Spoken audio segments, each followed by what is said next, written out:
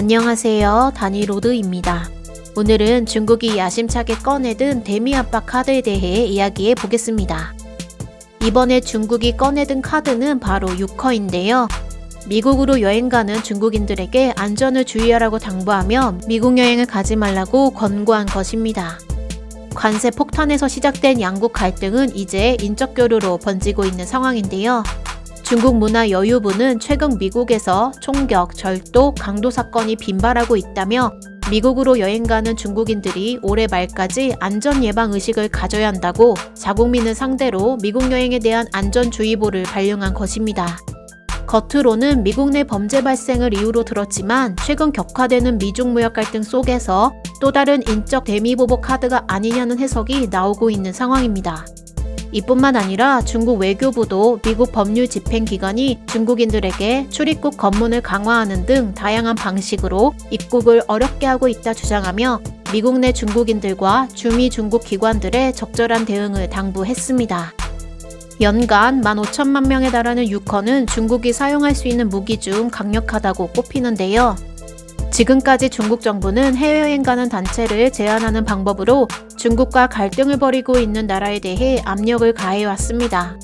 2016년 한국과 사드 배치에 대해 갈등이 불거졌을 때도 내부 지침을 내려 유커의 단체 관광을 중단시켜 한국 내 관광 산업에 대해 경제적 타격을 입혔기 때문에 이번에도 미국의 유커 카드를 사용한 것입니다. 하지만 이번에는 공식적으로 여행 제한을 언급했다는 점에서 2016년 내부 지침으로 한국으로의 단체 관광을 금지한 것보다 한 단계 더 강화된 조치라는 해석이 나오고 있습니다. 실제로 지난해 미국을 여행한 중국인은 290만 명에 달하며 그들이 미국 내에서 지출한 돈은 43조에 달하는 것으로 추정되기 때문에 이번 조치로 미국 내 관광 산업에 상당한 타격을 입힐 것으로 전망되는 상황인데요. 앞으로 이를 위해 중국 중앙정부나 지방정부 차원에서 미국으로 여행 가는 것을 통제하기 위한 구체적 조치가 나올 것으로 전망됩니다. 한치도 물러섬이 없는 트럼프 정부를 겨냥해 농산물, 희토류, 여행 등 중국이 사용할 수 있는 카드는 모두 꺼내고 있는 상황인데요. 하지만 트럼프 정부는 이에 대해 미국에서 유학 중인 37만 명에 달하는 중국인 및 협력 연구자를 겨냥하며 반격했습니다. 지금까지 트럼프 대통령은 중국 유학생들이 미국 명문대학을 졸업한 후 각종 연구시설에 들어가 정보를 도둑질해오고 있다며 비난해왔고 지난해 7월부터 로봇, 항공, 첨단 제조업 등의 분야에서 연구하는 중국인 유학생들의 비자 유효 기간을 기존 5년에서 1년으로 대폭 단축하는 조치를 시행하기도 했습니다. 이뿐만 아니라 최근에는 미국 에모리 대학에서 중국 출신 교수 2명이 정보를 빼올 수 있다는 이유로 해고한 일도 있습니다.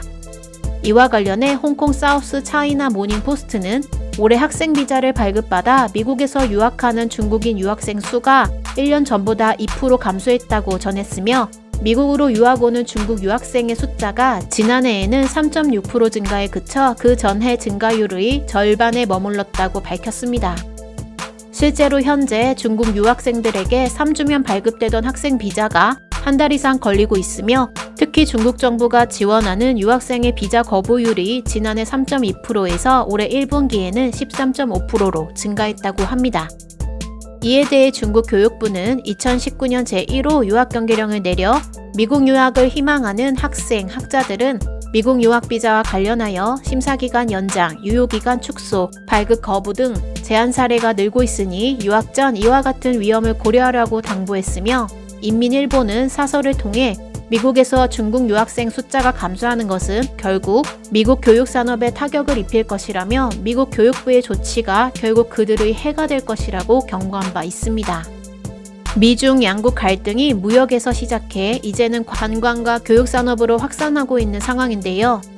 미국은 조만간 중국 제품 3천억 달러에 대해 10%의 관세를 부과하는 등 중국을 공격할 카드를 남겨놓고 있는 상황입니다. 점점 격화되고 있는 양국 갈등 속에서 고통받을 수밖에 없는 우리나라는 과연 어떤 조치를 취해야 좋을지 고민되는 바입니다. 시청해주셔서 감사합니다. 좋은 하루 되세요. 다니로드였습니다.